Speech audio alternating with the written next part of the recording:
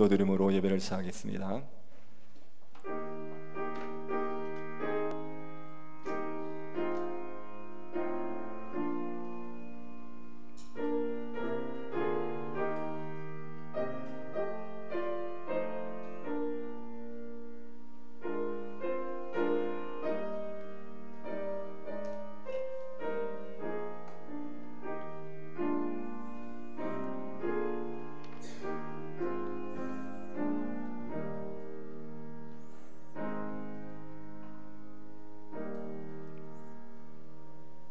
하나님 아버지, 목자 없는 저희들을 예수 그리스도를 목자로 삼고 살아가는 백성이 되게 하신 것을 감사드립니다. 저희들의 주의 말씀을 듣기 위해 함께 모였사오니 주의 말씀으로 우리 영혼을 배부르게 하여 주옵소서. 광야 같은 세상을 살아갈 수 있을 충만함을 우리에게 허락하여 주옵소서. 거룩하신 예수님 이름으로 기도드립니다. 아멘. 찬송가 236장 찬양하겠습니다.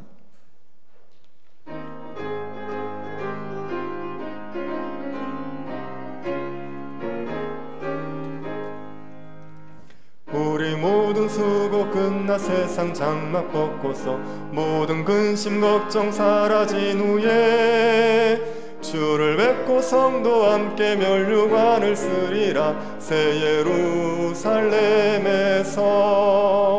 성도들이 함께 올 때 기뻐 노래하리라. 새 예루살렘 새 예루살렘 호산나를 높이 불러 왕의 왕을 맞으리. 새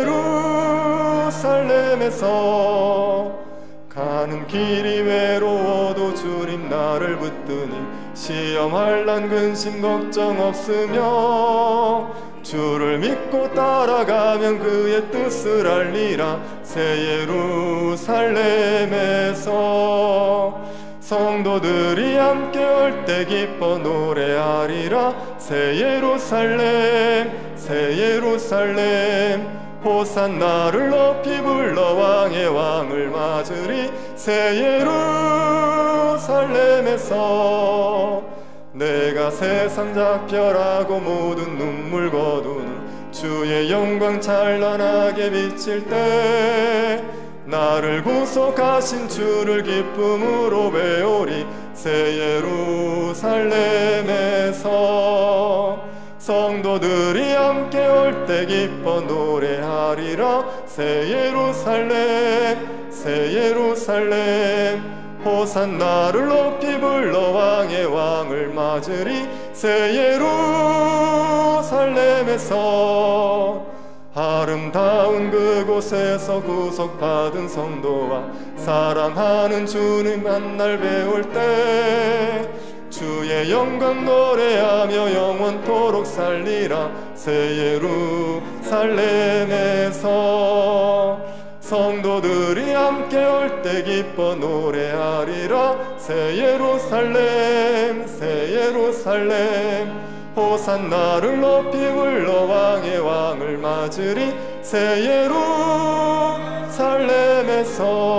예루살렘에서. 예배를 위해서 천성훈 집사님 기도하시겠습니다.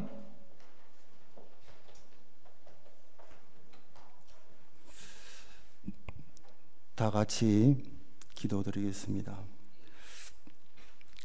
천지 만물의 창조주 되시며 모든 생명의 근원 되시는 전지전능하신 하나님 아버지, 베풀어 주신 그 크신 사랑과 놀라우신 구원의 은총에 감사와 찬양과 영광을 올려드리옵니다. 부족하고 연약하고 어리석은 저희들 주께서 사랑하시어서 주의 귀한 자녀 삼아주시고 주의 크신 사랑과 은혜 가운데 살아가게 하셨지만 저희들은 믿음이 부족하여 육신의 정욕, 안목의 정욕, 이생의 자랑에 얽매여 주님 앞에 많은 죄를 범하여 싸우니 주님 이 시간 저희들을 긍휼히 여기시어 용서해 주시옵소서. 2020년 경자년 올 한 해 연초부터 지금까지 코로나 팬데믹으로 예배를 드리고 싶어도 드리지 못한 시대를 맞이하게 되었습니다. 주를 찬양을 하셨지만 진정으로 주를 찬양치 못한 저희들이었습니다. 모이기를 힘쓰라 하셨지만 열심히 모이지 못한 저희들이었습니다. 이제는 모이고 싶어도 예배드리고 싶어도 절차가 없이는 마음대로 모일 수도 드릴 수도 없게 되었습니다.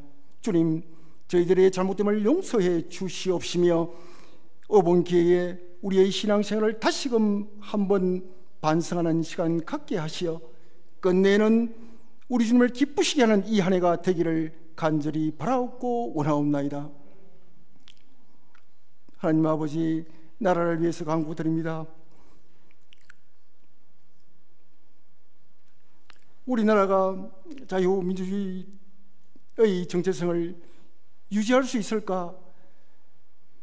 대단히 걱정스럽고 염려스러울 정도로 이 나라가 분열과 혼란 속에 빠져 있습니다. 주님 주신 이 나라 자유민주주의 대한민국을 주님 긍휼히 여기시어 지켜주시옵소서. 이 나라의 안위를 위해, 장래를 위해, 위정자들을 위해 주께 먼저 깨어 기도드리는 저희들 되게 하여 주시옵소서. 귀하신 담임 목사님을 세워주심을 감사합니다. 목사님 날마다 신령한 통찰력을 부어주셔서 하나님의 선하시고 기뻐하시고 오자 하시는 뜻을 잘 분별하게 하시며 성령 주만능 은사 충만케 하셔서 최고의 말씀 사역자와 뛰어난 영성의 목회자가 되게 하여 주시옵소서. 오늘 강단에서 선포하시는 요한계시록의 귀한 말씀들이 말세지만을 당하여 주님의 재림을 예배하는 저희들의 심령에 아로 새겨져 100배의 결실 맺는 은혜의 시간 되게 하여 주시옵소서. 주님, 저희들의 소망인, 미래의 소망인 우리의 청년들과 청소년들과 어린이들이 주님 말씀 안에서 잘 양육되어 이 시대에 영향력 있는 인물들로 하나님 영광을 나타내는 주의 자녀들로 성장하게 주님 인도해 주시옵소서. 특별히 각 주일학교를 돌보시는 교육자님들, 섬기시는 교사님들, 헌신자들, 직분자들 주님 기억하여 주시옵시며 영혼이 잘됨같이 범사가 형통하며 주님 성사업을 위해 크게 쓰임받는 귀한 종들 되게 하여 주시옵소서. 부족한 저희들이 드리는 이 예배가 우리 주님이 기뻐 받으시는 귀한 예배 될 줄 믿사오며 길이요 진리요 생명 되신 우리 주 예수 그리스도의 거룩하신 이름으로 기도드리옵나이다.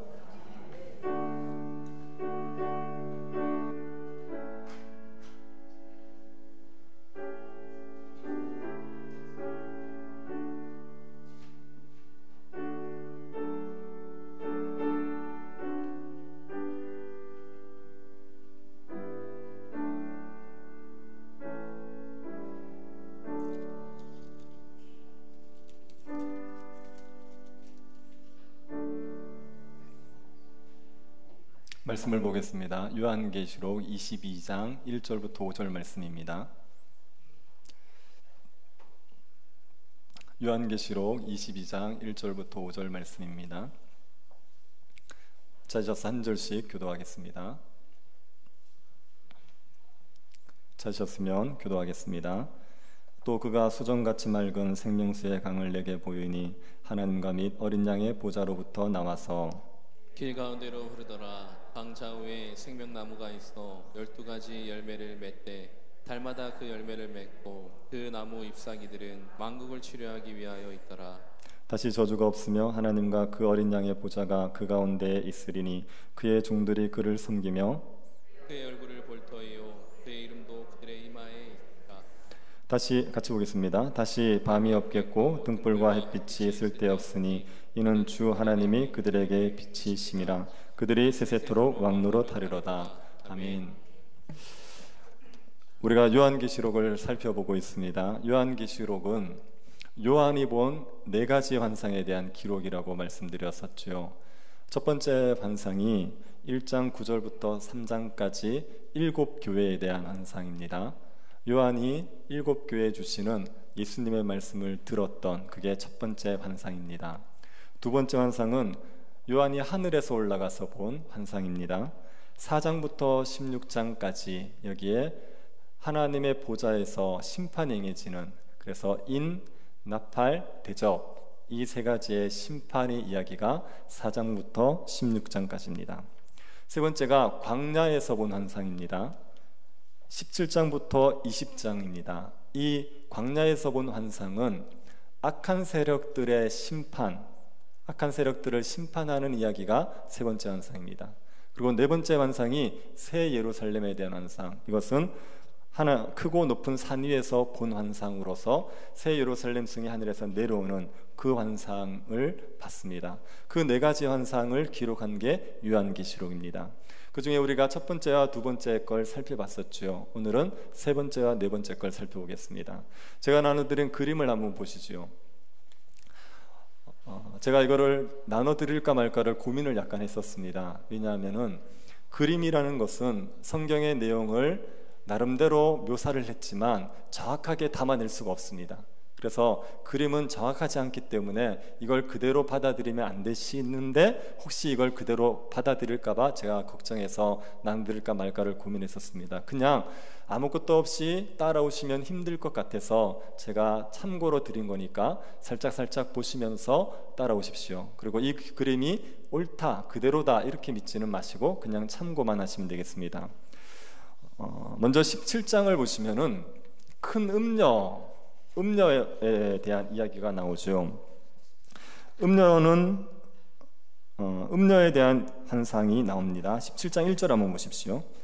또 7 대접을 가진 7 천사 중 하나가 와서 내게 말하 이르되 이리로 오라. 많은 무리에 앉은 큰 음녀가 받을 심판을 내게 보이리라. 음녀라는 것은 음탕한 여자, 그 음탕한 여자가 받을 심판을 보이겠대요. 그런데 이 음녀가 어디에 앉아 있습니까? 네, 대답을 한번 해보시겠습니까? 이 음녀가 어디에 앉아 있습니까? 많은 물 위에. 여기 많은 물이 어디겠습니까? 이게 17장 15절을 보시면 어딘지 말하고 있습니다. 또 천사가 내게 말하되 내가 본 바 음녀가 앉아 있는 물은 백성과 무리와 열국과 방언들이니라. 음녀가 앉아 있는 물은 백성, 무리, 열국, 방언이죠.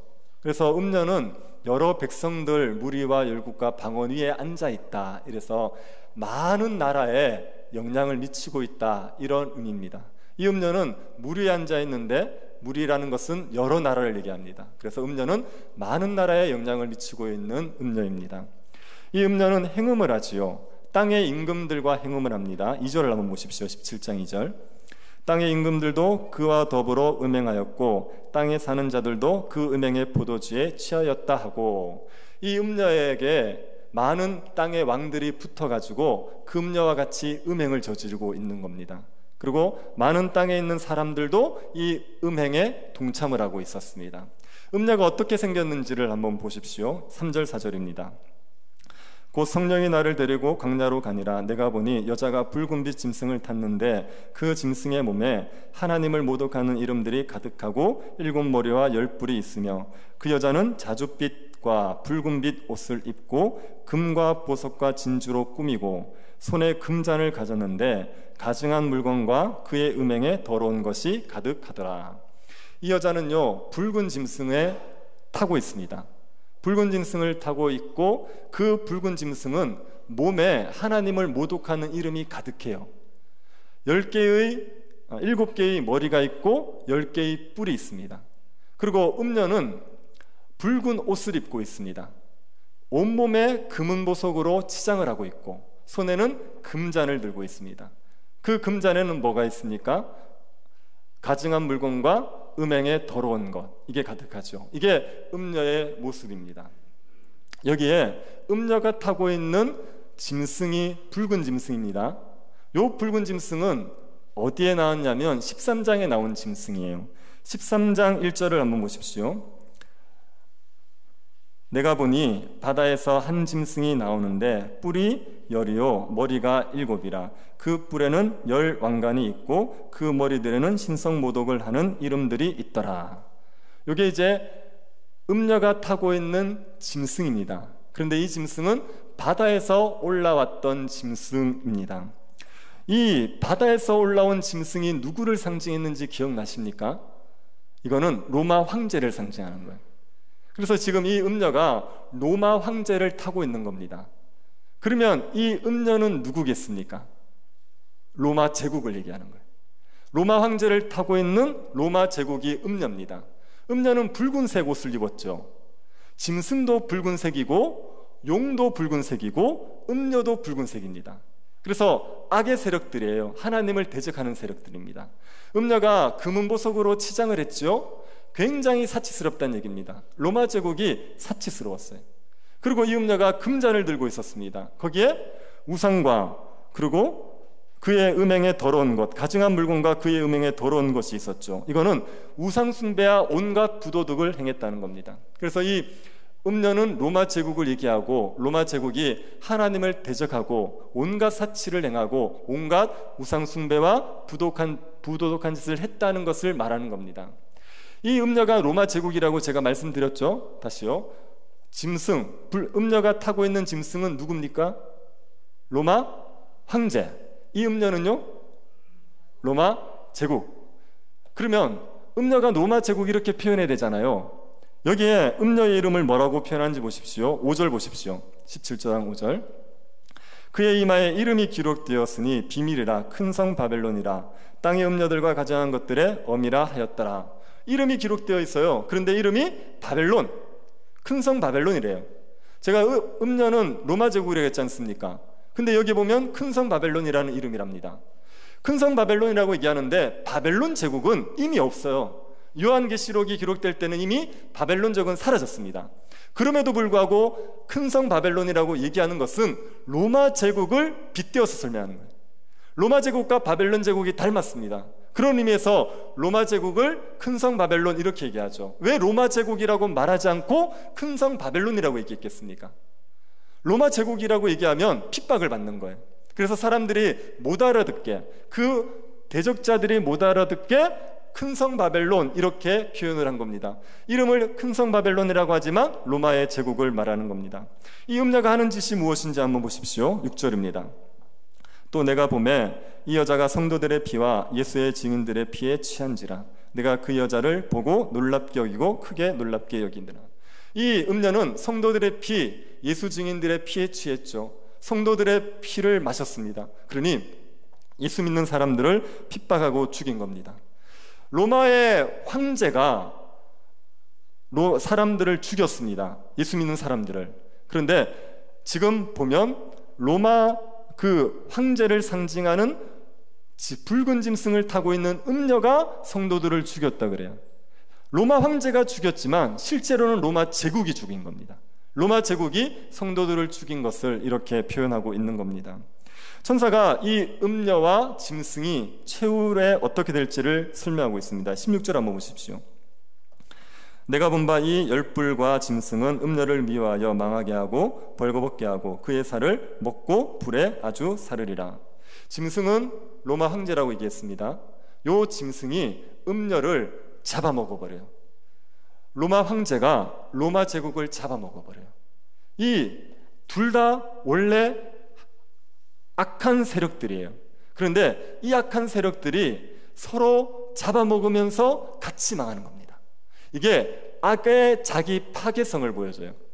악은요 서로 같은 악인들이면서도 서로를 잡아먹으면서 같이 망하게 되어 있습니다. 그래서 로마의 황제가 로마 제국을 잡아먹어서 로마 제국은 망하게 할 거다, 이것을 이 붉은 짐승이 음녀를 잡아먹을 거다, 이렇게 표현하고 있는 겁니다. 그래서 음녀는 심판을 받아 죽습니다.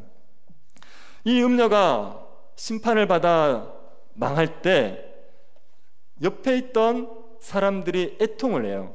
이 음녀와 함께 음행을 저질렀던 사람들, 음녀에게 기생했던 사람들, 로마 제국에 기생했던 사람들이 애통을 하게 됩니다. 그게 18장에 있죠. 18장 9절 한번 보십시오. 그와 함께 음행하고 사치하던 땅의 왕들이 그가 불타는 연기를 보고 위하여 울고 가슴을 치며. 지금 이제 음녀가 망했어요. 그랬더니 그와 함께 음행을 저지르던 땅의 왕들이 가슴을 치며 애통을 하는 겁니다. 왜요? 자기들이 기생하던 그 음녀 로마 제국이 망했기 때문에 자기들도 같이 망하는 거예요. 그래서 하나님 가슴을 치며 애통하고 있습니다. 그리고 땅의 상인들도 애통합니다. 18장 11절 한번 보십시오. 땅의 상인들이 그를 위하여 울고 애통하는 것은 다시 그들의 상품을 사는 자가 없음이라. 큰 성 바벨론이요 땅에 있는 많은 상품을 소비했습니다.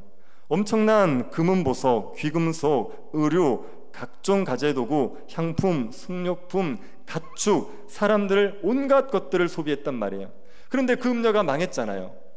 그 음녀에게 상품을 팔던 상인들도 망한 거죠. 그래서 이 상인들이 애통을 하게 됩니다. 상인들이 물건을 팔 때 어디를 통해서 수송하겠습니까? 로마 제국에 물건이 들어오면 육로로 많이 들어오겠습니까? 해로로 많이 들어오겠습니까? 바다로. 그래서요, 선장들, 선원들도 애통합니다. 17절, 18절 한번 보십시오. 그러한 부가 한 시간에 망하였도다. 모든 선장과 각처를 다니는 성객들과 선원들과 바다에서 일하는 자들이 멀리 서서 그가 불타는 연기를 보고 외치르되 이 큰 성과 같은 성이 어디 있느냐. 선장과 선원들이 자기들이 운임을 못 받게 되었으니까 애통을 하는 거예요. 그래서 음녀가 망함으로 말미암아 세 부류가 애통했습니다. 같이 음행을 저지르던 땅의 왕들, 물건을 팔던 상인들, 물건을 운송하던 선장과 선원들, 요 세 부류가 애통을 하게 되었습니다. 큰 성 바벨론, 로마 제국이 망하면서 기생하던 자들이 다 같이 애통을 하는 겁니다. 애통을 하는 사람들이 있는 반면 기뻐하는 사람들이 있었습니다. 20절 한번 보시겠습니까? 하늘과 성도들과 사도들과 선지자들아 그로 말미암아 즐거워하라. 하나님이 너희를 위하여 그에게 심판을 행하셨음이라 하더라. 하나님께서 심판을 행하셨기 때문에 성도들아 기뻐하라. 이 큰 음녀에게 박해를 당하던 자들은 음녀가 망함으로 말미암아 기뻐하는 거죠. 음녀와 함께 기생하던 자들은 애통하지만 음녀에게 박해를 당하던 자들은 기뻐하는 겁니다. 성도들은 큰 기쁨을 누리게 되는 거죠. 이 음녀가 멸망한 이유가 무엇입니까? 18장에서 세 가지 이유를 말하고 있습니다. 첫 번째는 자기를 영화롭게 했기 때문입니다. 18장 7절을 보십시오. 그가 얼마나 자기를 영화롭게 하였으며 사치하였든지 그만큼 고통과 애통으로 갚아주라. 그가 마음에 말하기를 나는 여왕으로 앉은 자요 과부가 아니라 결단코 애통함을 당하지 아니하리라 하니. 자기를 영화롭게 한 것 때문에 망하는 거예요. 로마 제국은요 하나님이 세워주셨습니다. 대제국을 이룬다는 건 하나님의 역사가 아니면 절대 안 되는 겁니다. 그런데도 불구하고 하나님을 영화롭게 하지 않고 자기를 영화롭게 한 것 때문에 이 로마 제국 음녀가 망하게 된 겁니다. 두 번째는 만국을 우상 숭배로 이끌었기 때문입니다. 18장 23절입니다. 등불빛이 결코 다시 내 안에 비치지 아니하고 신랑과 신부의 음성이 결코 다시 내 안에서 들리지 아니하리니 너의 상인들은 땅의 왕족이라. 내 복술로 말미암아 만국이 미혹되었도다. 너의 복술로 만국이 미혹되었다. 네가 만국을 우상 숭배로 이끌었다. 그래서 이 음녀는 심판을 받습니다. 세 번째는 성도들의 피를 흘렸기 때문입니다. 24절 보십시오. 선자들과 성도들과 및 땅 위에서 죽임당한 모든 자의 피가 그 성 중에서 발견되었느니라 하더라. 선지자들과 성도들의 피가 이 성에서 발견됐어요. 이 피값으로 로마 제국 음녀는 망한 겁니다. 네 번째는 제국을 확장하기 위해서 많은 사람을 죽였어요. 그게 24장에 보면 땅 위에서 죽임을 당한 모든 자의 피라는 게 있습니다. 땅 위에서 죽임을 당한 모든 자의 피라는 게 이게 제국을 확장하면서 살육을 하는 거예요. 이것 때문에 이 음녀는 망하는 거예요. 음녀가 망하는 이유는 네 가지입니다. 자기를 영화롭게 해서, 두 번째 만국을 미혹해서 우상 숭배에 빠지게 해서, 세 번째는 성도들의 피를 흘리게 해서, 네 번째는 제국을 확장하면서 많은 사람들을 죽였어. 요 죄 때문에 이 음녀는 망하는 겁니다. 하나님께서 음녀를 심판하시니까 이것 때문에 찬양이 일어납니다. 그게 19장의 내용입니다. 하나님이 심판하신 것에 대해서 찬양하는 사람들이 등장하죠. 세 부류가 찬양을 합니다. 첫 번째는 허다한 무리예요. 1절 하반절에서 3절 보십시오. 19장. 할렐루야. 구원과 영광과 능력이 우리 하나님께 있도다. 그의 심판은 참되고 의로운지라. 음행으로 땅을 더럽게 한 큰 음녀를 심판하사 자기 종들의 피를 그 음녀의 손에 갚으셨도다 하고, 두 번째로 할렐루야 하니 그 연기가 세세토록 올라가더라. 허다한 무리, 이 사람들은요 하나님의 그 하늘에 있는 성도들을 얘기하는 겁니다. 허다한 무리들이 하나님을 찬양하죠. 이 허다한 무리들이 하나님이 구원과 영광과 능력이 있다라고 찬양하고 하나님의 심판이 참되고 의롭다 찬양합니다. 성도들의 피를 흘렸기 때문에 이 음녀를 심판하는 것은 의로운 심판이라고 하나님을 찬양했습니다. 그리고 연기가 새새토록 올라간다고 말하지 않습니까? 여기에서 연기가 새새토록 올라간다는 것은 이 심판이 영원하다는 얘기예요. 음녀가 불에 타는데 그 불이 계속 타오릅니다. 이거는 심판이 영원히 이루어질 거다, 이 얘기를 말하는 겁니다. 24장로와 네 생물이 또 찬양합니다. 4절도 보십시오. 또 24장로와 네 생물이 엎드려 보좌에 앉으신 하나님께 경배하여 이르되 아멘 할렐루야 하니. 이 24장로는요, 신구약 교회를 대표하는 사람들, 구약의 12지파의 족장, 신약의 12사도, 그래서 신구약 교회를 대표하는 사람들입니다. 네 생물은 천사를 대표하는 사람입니다. 이들이 하나님의 심판에 대해서 하나님을 찬양했습니다. 그리고 하나님의 종들이 찬양합니다. 5절입니다. 보좌에서 음성이 나서 이르되 하나님의 종들 곧 그를 경외하는 너희들아, 작은 자나 큰 자나 다 우리 하나님께 찬송하라 하더라. 하나님의 종들은 하나님의 백성들이지요. 그들이 하나님을 찬양하라, 이렇게 얘기하고 있습니다. 이 큰 성 바벨론, 음녀가 심판을 받으니까 그것 때문에 찬양이 일어난 거예요.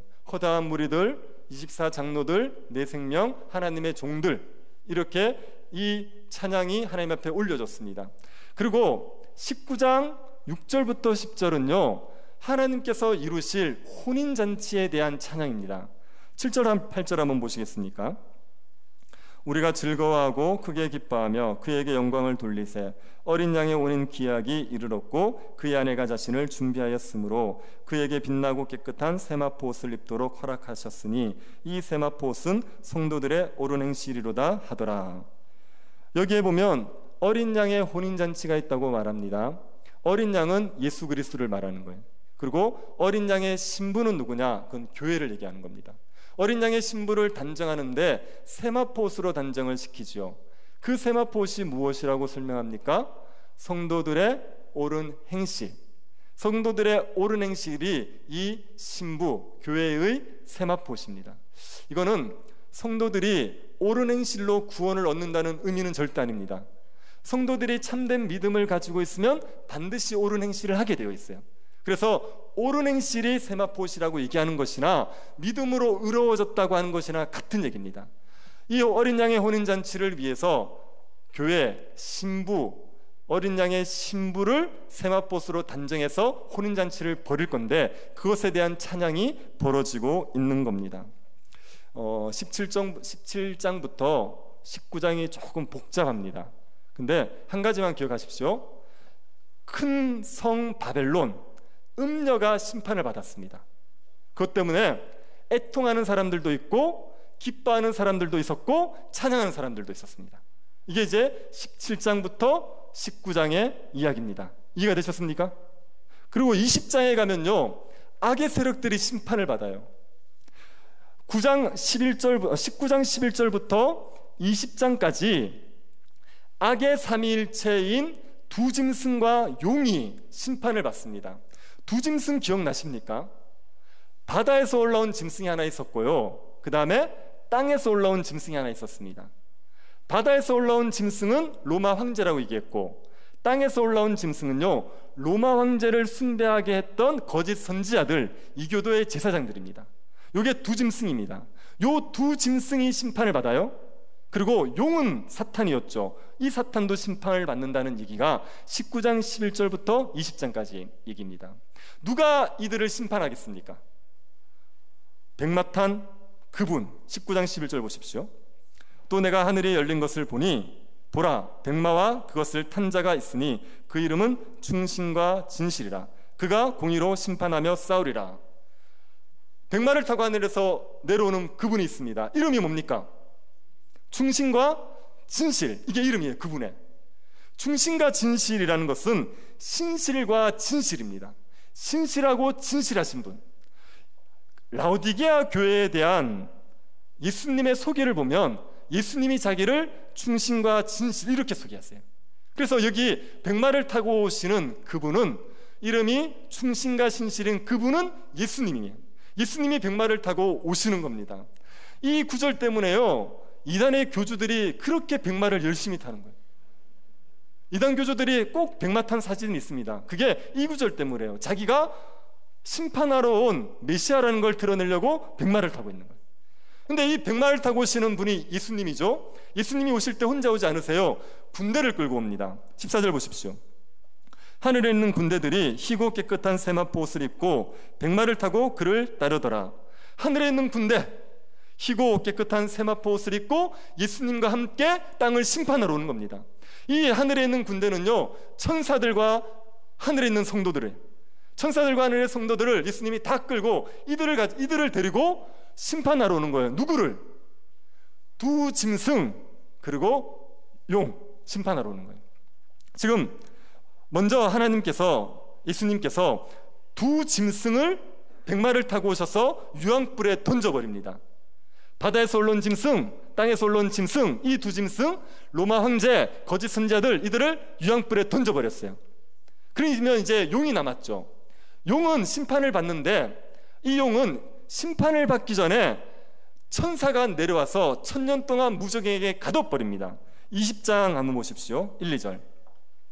또 내가 보매 천사가 무저갱의 열쇠와 큰 쇠사슬을 그의 손에 가지고 하늘로부터 내려와서 용을 잡으니 곧 옛뱀이요 마귀요 사탄이라 잡아서 1000년 동안 결박하여. 하늘에서 천사가 내려와서 용을 붙들어서 무저갱에 1000년 동안 가두어 버리는 거예요. 그런데 이게 신학적으로 많은 논쟁이 됩니다. 두 가지. 도대체 언제 천사가 용을 무저갱에 가두느냐? 백마탄 예수님이 오시고 나서 가두느냐, 그 전에 가두느냐, 이게 논쟁이 돼요. 여기에 1000년이 문자적인 1000년이냐 상징적인 숫자냐, 이게 논쟁이 됩니다. 그런데 이거는요, 언제 갇히냐면 예수님이 초림하셔서 십자가를 지셨을 때, 그때 사탄이 갇히는 거예요. 예수님 십자가에 지신 게 여자의 후손이 오셔서 뱀의 머리를 깨뜨린 사건입니다. 창세기 3장 15절. 그게 예수님께서 사탄의 머리를 박살낸 사건이거든요.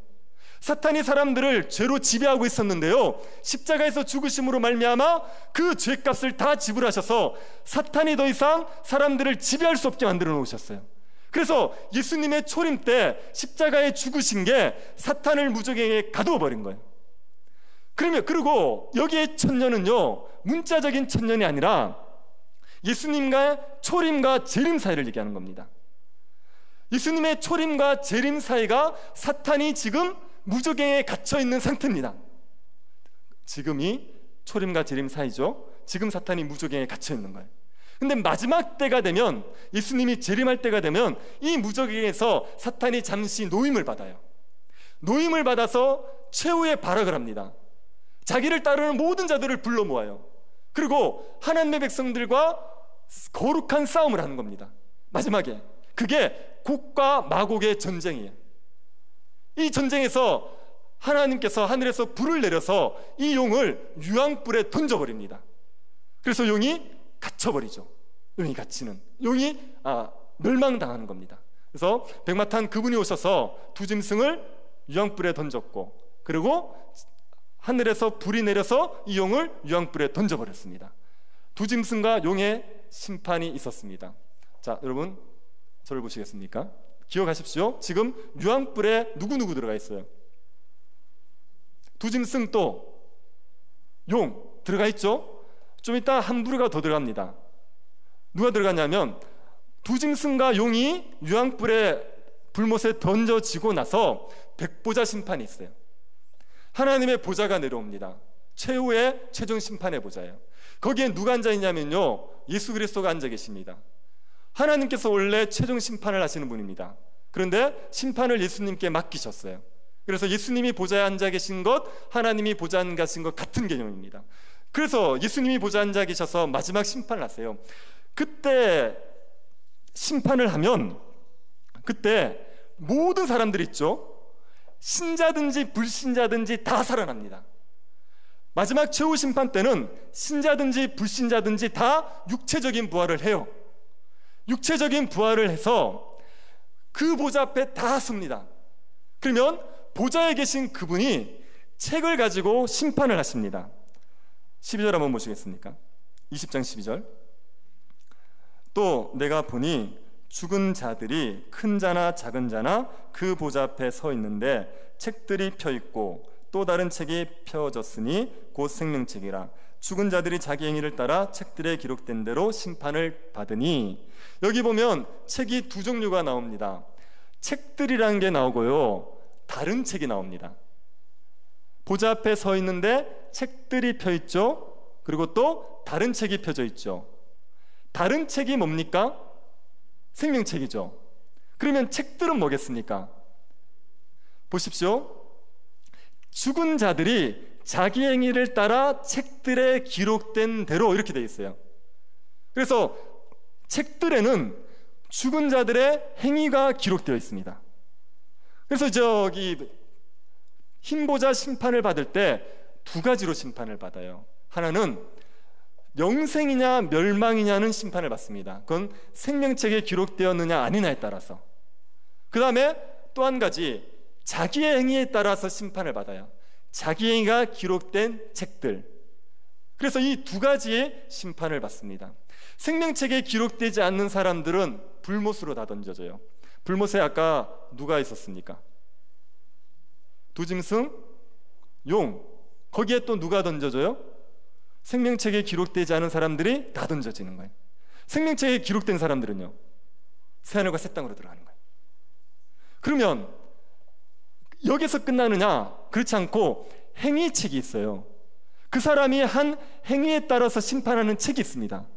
그 행위책에 따라서 사람들이 또다시 심판을 받아요. 신자가 새하늘과 새 땅에 들어가도록 생명책에 있으면 새하늘과 새 땅에 들어가지 않습니까? 그 신자들은 자기의 행위에 따라 상급의 심판을 받게 되어 있습니다. 자신이 주님 앞에 충성되게 살았느냐 아니냐에 따라서 상급이 달라져요. 사도 바울과 예수님이 십자가 죽을 때 한쪽 편에 있던 강도가 똑같은 상급을 받는 건 공의로운 게 아닙니다. 절대로 공의롭지 않죠. 하나님은 공의로운 분이에요. 그래서 사도 바울처럼 주를 위해서 충성되게, 정말 모진 고난 속에서 충성되게 산 사람하고 그냥 예수 믿고 마지막 때 구원 얻은 사람은 상급이 다릅니다. 이 행위의 심판이 있는 거예요. 유황불에 던져지는 사람 있죠. 이 사람들도 행위의 심판이 있습니다. 지옥에 가더라도요, 그 사람이 지은 죄에 따라 형벌의 차등이 있어요.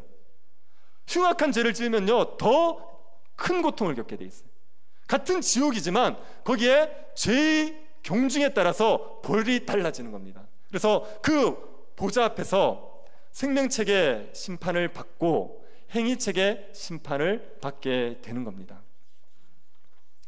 그러고 나면 최후 심판이 이루어지고 이 땅에 새하늘과 새 땅이 펼쳐지지요. 21장 1절 한번 보시겠습니까? 또 내가 새하늘과 새 땅을 보니 처음 하늘과 처음 땅이 없어졌고 바다도 다시 있지 않더라.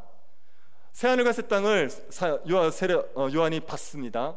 새하늘과 새 땅, 여기에서 새라는 말은 완전히 새로운 게 아니고요, 질적으로 새로운 거예요.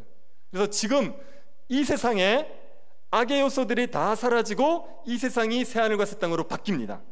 여기가, 이 지구가, 이 새하늘과 새 땅은 하나님의 백성들이 살 공간입니다. 그리고 이 새하늘과 새 땅에 살 하나님의 백성들이 하늘로부터 내려와요. 그게 새 예루살렘입니다. 2절 보십시오. 또 내가 보매 거룩한 성 새 예루살렘이 하나님께로부터 하늘에서 내려오니 그 준비한 것이 신부가 남편을 위하여 단장한 것 같더라. 새하늘과 새 땅이 펼쳐졌는데 거기에 새 예루살렘 성이 내려오죠. 이 새 예루살렘 성이 무엇인지를 9절에서 10절에서 설명하고 있습니다. 21장 9절 10절 보십시오. 7 대접을 가지고 마지막 7 재앙을 담은 7 천사 중 하나가 나와서 내게 말하여 이르되 이리 오라. 내가 신부 곧 어린 양의 아내를 내게 보이리라 하고 성령으로 나를 데리고 크고 높은 산에 올라가 하나님께로부터 하늘에서 내려온 거룩한 성 예루살렘을 보이니. 9절에 보면 요한에게 어린 양의 아내를 너에게 보여줄 거라고 얘기했어요. 마지막에 보면 어린 양은 누구였습니까? 예수님. 어린 양의 아내는요? 교회였죠. 어린 양의 안에 교회를 보여주겠다고 말하고 10절에 보면 요한에게 보여준 게 새 예루살렘 성이에요. 그래서 새 예루살렘 성은요, 교회를 얘기하는 겁니다. 자, 저를 한번 다시 한번 보십시오. 우리 찬양할 때, 예배 드릴 때 찬송가 불렀죠. 우리 세상 모든 수고 끝나 우리 장막 새 예루살렘에서, 그죠? 새 예루살렘, 여기서 얘기하는 새 예루살렘은 성도들이 살아갈 공간입니까? 성도들 자체를 얘기하는 겁니까? 네, 성도들 자체, 교회를 얘기하는 거예요. 그래서 교회 성도들이 살 공간은 새하늘과 새 땅이고요, 새 예루살렘 성은 성도들을 얘기하는 겁니다. 교회를 얘기하는 겁니다. 그 새하늘과 새 땅에 하늘로부터 새 예루살렘이 내려와서 거기에서 영원히 사는 거예요. 그 새 예루살렘 성이 어떤 모습인지를 21장부터 22장 5절까지 설명하고 있는 겁니다. 새 예루살렘이 어떤 모습인지 한번 보시죠. 21장 9절부터 22절인데요. 우선 새 예루살렘 성은 하나님의 영광이 있습니다. 그래서 성이 보석빛처럼 빛난다, 이렇게 얘기해요. 그게 첫 번째고요. 두 번째는 높은 성곽에 12개의 문, 12개의 기초석이 있습니다. 12개의 문, 12개의 기초석은 신구약 성도들 얘기해요. 그래서 구약의 성도들, 신약의 성도들, 그래서 신구약 성도들로 새 예루살렘이 이루어졌다는 걸 얘기하는 거고, 이 새 예루살렘 성은 정육면체입니다. 정육면체라는 얘기 아시죠? 정사각형이 6면인 거예요. 근데 한 면이 12,000스타디온입니다. 12,000스타디온은 2,400km예요. 그러니까 이게 면 하나의 면적이요, 중국 영토의 60%입니다. 엄청나게 큰 거예요, 이게. 이렇게 크다는 얘기는 무슨 얘기냐면요, 구원받는 사람이 많다는 얘기예요. 예수를 믿고 구원받는 사람이 엄청나게 많을 거다, 허다한 무리, 그걸 얘기하는 겁니다. 세 번째는 새 예루살렘 성은 성벽과 기초석이 보석으로 되어 있고요, 문이 진주입니다. 제가 나눠드린 그림 한번 자세히 보십시오. 거기 새 예루살렘 성 보이죠? 거기 보면 동그라미가 있는 거 있습니다. 문이 있습니다. 그 문을 막고 있는 문이요, 성문을 막고 있는 게요, 진주예요. 진주 큰 하나가 성문을 막고 있는 거예요. 그래서 성벽과 기초석은 보석이고 성문은 진주고 성안은 금으로 되어 있습니다. 성의 포장지가 금이에요. 그래가지고 옛날에 부흥사 목사님들이 그 얘기 많이 한 겁니다. 자꾸 집에 금을 쌓아두는데 왜 도로 포장재를 쌓아두냐, 새 예루살렘 성 가면 다 도로 포장재인데 그걸 왜 쌓아두냐, 막 그런 얘기한 거예요. 그래서 지금 성안이 금으로 되어 있습니다. 이거는 무슨 말이냐면 새 예루살렘이 영광스럽다는 얘기입니다. 교회가 굉장히 영광스러운 존재라는 걸 설명하기 위해서 보석으로, 진주로, 금으로 설명한 겁니다. 네 번째는 새 예루살렘 성에는 성전이 없어요. 왜냐? 새 예루살렘 성 자체가 성전입니다. 그래서 성전이 없습니다. 새 예루살렘 성이 정육면체라 그랬죠? 성막의 지성소가 정육면체예요. 그리고 새 예루살렘 성이 금으로 되어 있습니다. 성막의 지성소도 금으로 되어 있어요. 그래서 지금 이게 그 성막의 지성소와 닮은 모습입니다. 성전이 필요 없어요. 새 예루살렘 자체가 성전이에요. 하나님의 백성들의 모임인 교회 자체가 성전입니다. 제가 몇 번 말씀드렸는데, 하나님 우리를 이 예배당으로 모이게 해주신 걸 감사합니다, 이렇게 기도하셔야 돼요. 성전으로 모이게 하신 걸 감사합니다, 이렇게 얘기하시면 안 돼요. 이 건물은 성전이 아니고요, 예수 믿는 우리가 성전인 거예요. 새 예루살렘 자체가 성전인 겁니다. 그래서 거기에는 성전이 없습니다. 다섯 번째, 새 예루살렘 성에는요, 죄와 죄의 저주가 없습니다. 4절 한번 보시겠습니까? 21장 4절입니다. 모든 눈물을 그 눈에서 닦아주시니 다시는 사망이 없고 애통하는 것이나 곡하는 것이나 아픈 것이 다시 있지 아니하리니 처음 것들이 다 지나갔음이러라. 지금 그 새 예루살렘 성에는 눈물이 없어요. 거기에는 사망이 없고 애통하는 것이 없습니다. 곡하는 것, 아픈 것이 없습니다. 이게 다 죄로 인한 저주거든요. 이것들이 완전히 사라져 버리게 되는 겁니다. 25절도 한번 보십시오. 낮에 성문들을 도무지 닫지 아니하리니 거기에는 밤이 없음이라. 성문을 안 닫아요. 이유는요, 도둑이 없어요. 해칠 사람이 없어요. 악한 자들은 다 불못에 던졌습니다. 그러니 그 누구도 해칠 사람이 없으니까 성문이 있지만 성문을 닫을 필요가 없는 겁니다. 거기에는 뭐가 없습니까? 밤이 없습니다. 여러분, 밤은 우리에게 어떤 날입니까? 어떤 때입니까? 쉬는 때죠. 밤은 쉬어야지 우리가 체력을 회복하지 않습니까? 그런데 새 예루살렘 성은 밤이 없습니다. 왜 밤이 없냐면 사람들의 육체가 약하지 않아요. 지금 하루만 새어도 너무 피곤하지 않습니까? 그런데 새 예루살렘 성에서 우리가 부활한 몸을 입으면 그때는 밤이 필요 없어요. 우리의 육체가 약하지 않고 강합니다. 그러니 죄로 인한 저주들이 다 사라진다는 얘기입니다. 27절도 보십시오. 무엇이든지 속된 것이나 가증한 일 또는 거짓말하는 자는 결코 그리로 들어가지 못하되 오직 어린 양의 생명책에 기록된 자들만 들어가리라. 속된 것, 가증한 일, 거짓말하는 자, 새 예루살렘 성에 못 들어갑니다. 생명책에 있는 자만 들어가기 때문에 거기에는 악인들이 완전히 사라집니다. 그러니 죄와 죄의 저주가 완전히 사라진 곳이 새 예루살렘 성입니다. 여섯 번째, 새 예루살렘 성에 생명수 강이 있습니다. 22장 보시면 하늘로부터, 그 보좌로부터 생명생강이 흐르죠. 생명수 강이 흐르는데 그 강 옆에 생명나무가 있습니다. 생명나무가 12달 동안 12가지 열매를 맺어요. 그리고 그 잎사귀는 만국을 치료하는 치료제입니다. 새 예루살렘 성에는 아픈 사람이 있습니까? 없습니까? 없죠? 그런데 왜 치료제가 필요합니까? 이거는요, 결핍이나 부족함, 영적이든 육적이든 결핍이나 고통이 없다는 걸 상징적으로 얘기하는 거예요.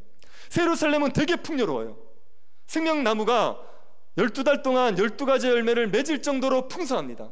그리고 거기에는 결핍이 없어요. 영육 간에 어떤 결핍도 없습니다. 그런 곳이 새 예루살렘 성입니다. 그리고 일곱 번째, 새 예루살렘 성은 하나님이 가까이 계십니다. 22장 3, 4절입니다.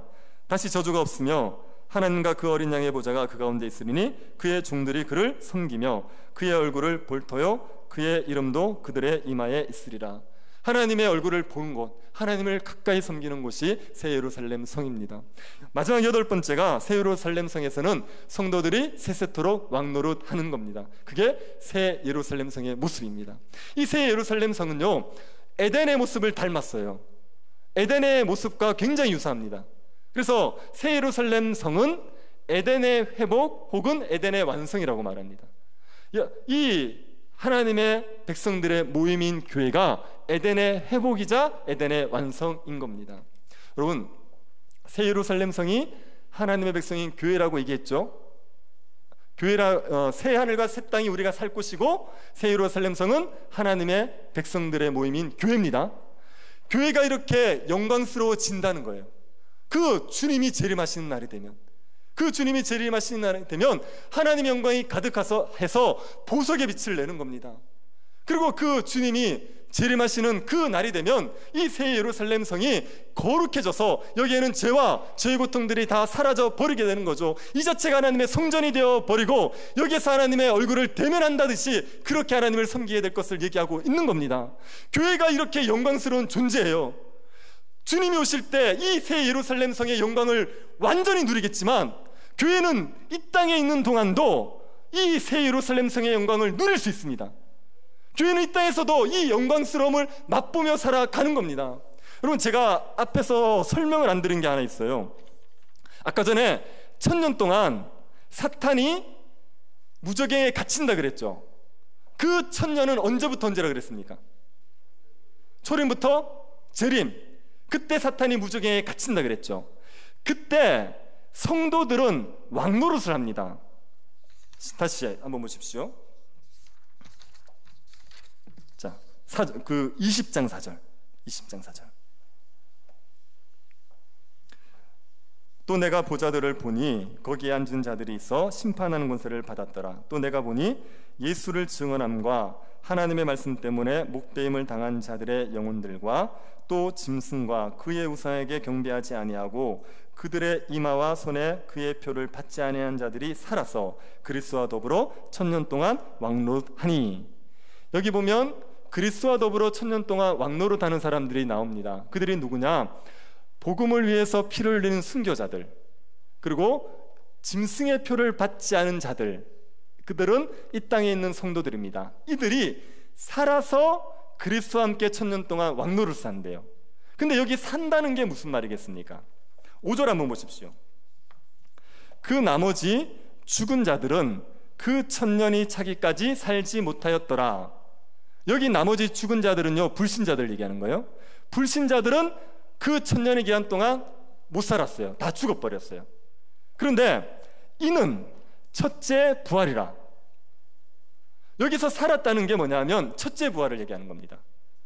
첫째 부활이라는 말은 성도들이 예수를 믿어서 영적으로 거듭난 걸 첫째 부활이라 그래요.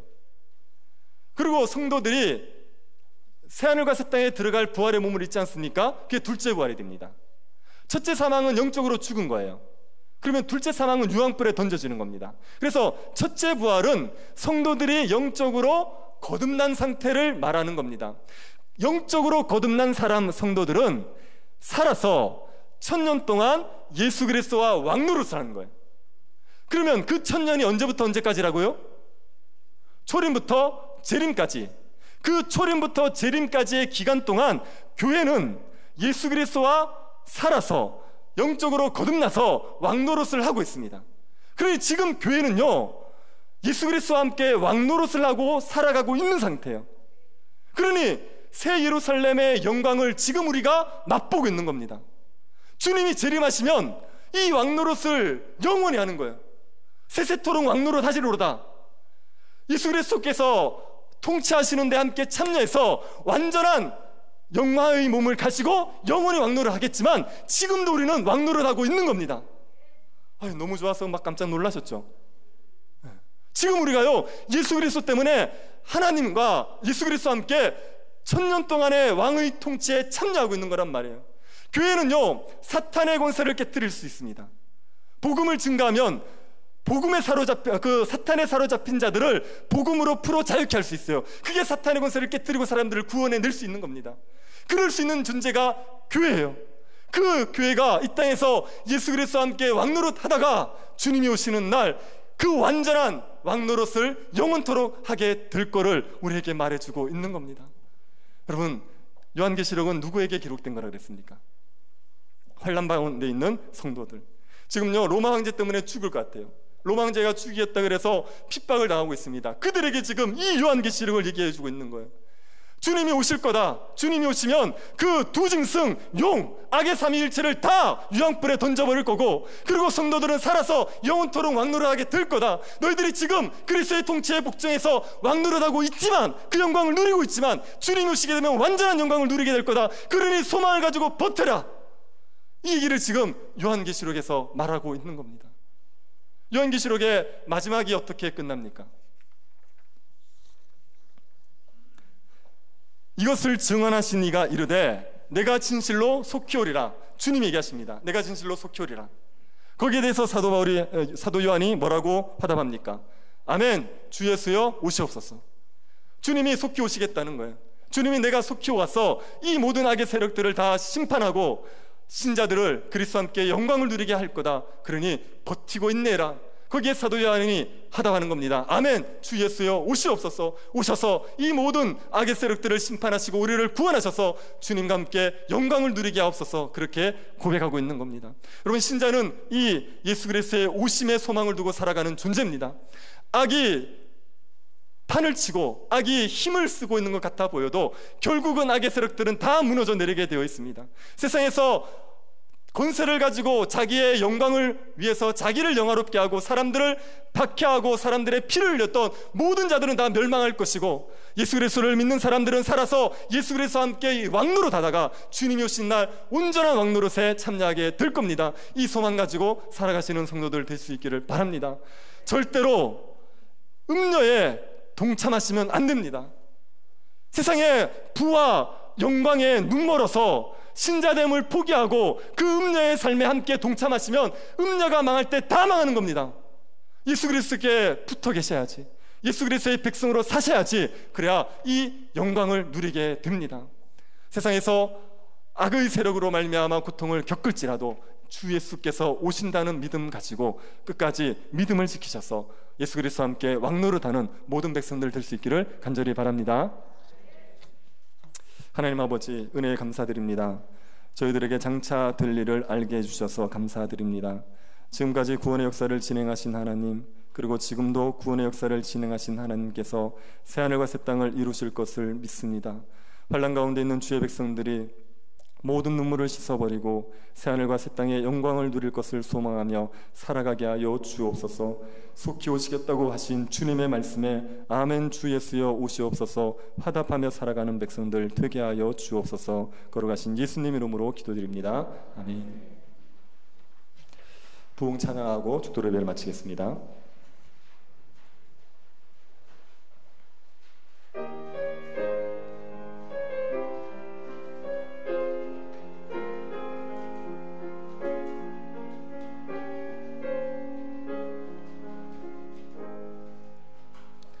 이 땅의 황무함을 보소서. 하늘의 하나님 긍휼을 베푸시는 주여, 우리의 죄악 용서하소서. 이 땅 고쳐 주소서. 이제 우리 모두 하나 되어 이 땅에 무너진 기초를 다시 쌓을 때 우리의 우상들을 태우신 성령의 불 임하소서. 부흥의 불길 타오르게 하소서.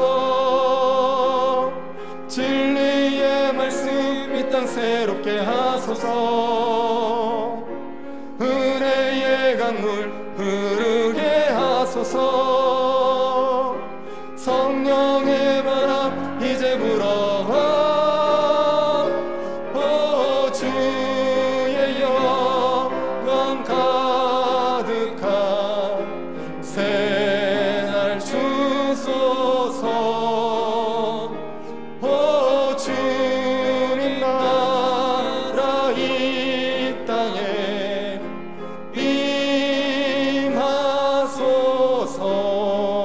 임하소서. 지금은 우리 주 예수 그리스도의 은혜와 하나님의 사랑과 성령의 교통 이루어짐이 사랑하는 주의 백성들의 머리 위에 지금으로부터 영원토록 함께 있을지어다. 아멘.